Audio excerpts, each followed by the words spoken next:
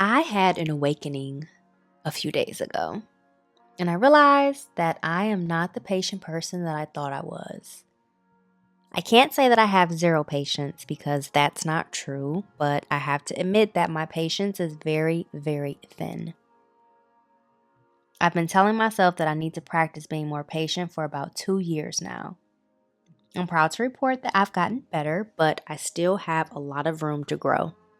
And the events that occurred a few days ago have really solidified that I have to do better. Last Friday, I was on the phone with my best friend, and she was explaining what the terrible twos phase is actually about.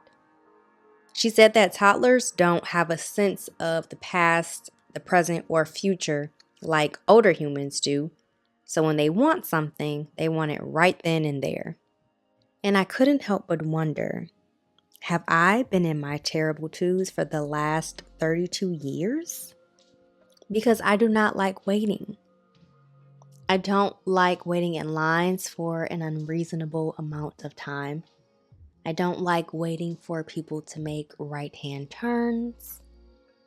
I don't like waiting for my food at restaurants. I just don't like waiting.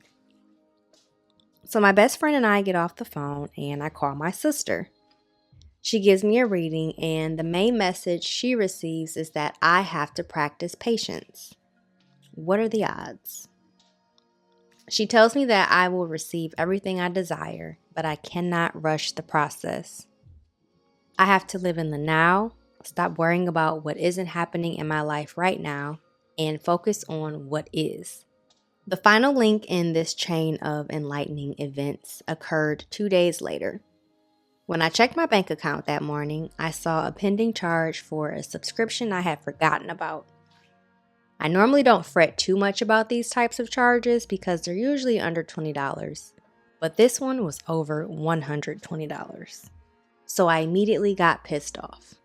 And instead of taking a moment to calm my nervous system, I called the bank to shut off my card, thinking it would stop the charge, but of course it didn't. Then I read the order confirmation and learned that all I needed to do was reply to the email to request a refund, which I did, and they responded and issued my refund almost immediately. So I worked myself up and deactivated my card when all I had to do was take a moment to read the email. It took me having such a strong reaction to such a small inconvenience to truly realize that I have to address my pattern of impatience. But it wasn't enough to tell myself that I have to practice being patient. I wanted to understand why I need to practice patience and how I'll benefit from it. So, being the inquisitive woman that I am, I did some research on the psychology of patience. And here's what I learned. According to an article in Cottonwood Psychology, patience is the power to wait well. I love that this definition is simple and straight to the point. It also helps me step away from the idea that patience is only a morally valued quality or that patience is a virtue. It's helping me realize that this is a skill that I'm capable of and willing to build. The article also explains why patience matters to our psychological health. Some examples include managing feelings, impulses, and subsequent actions during challenging moments. Taking a moment to pause and breathe can help us respond thoughtfully rather than act impulsively.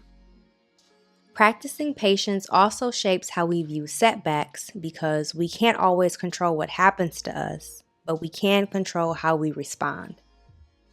So if we have a patient mindset, we can view setbacks as part of the process and as an opportunity to learn rather than proof that we're failing. If you want to read the full article and learn about the other benefits of practicing patience, the link is in the description below. Recognizing the patterns of impatience is the first step to strengthening your power to wait well. Some signs that I recognize in myself when I'm being impatient are a spike in my heart rate and body temperature, and my stomach tightening itself in knots. So moving forward, I'll use these as signals that I need to pause and take a few deep breaths to calm down. Creating this space between my initial reaction and my response will allow me to make wiser decisions that are not informed by my temporary emotions. If I'm being honest, this new journey of practicing patience actually gives me a lot of anxiety because I know it won't be as simple as just telling myself that patience is a virtue. It will require me to check old thought processes and create new ones that resist my urge to rush. Building this channel is another opportunity for me to exercise patience because the entitled part of me wants 100,000 subscribers tomorrow. However, the realistic part of me knows that sustainable growth does not happen that way. It takes time, and that's the one thing I have zero control over. So I must have patience to trust the process. If you enjoyed this message, please do me a favor and like this video. It's a quick and easy way to help my channel grow. If this message resonated with you, comment 1111 below. And if you want more content like this, be sure to subscribe to my channel. I'd love to hear from you. How do you practice patience in your everyday life? Let me know in the comments. Stay curious.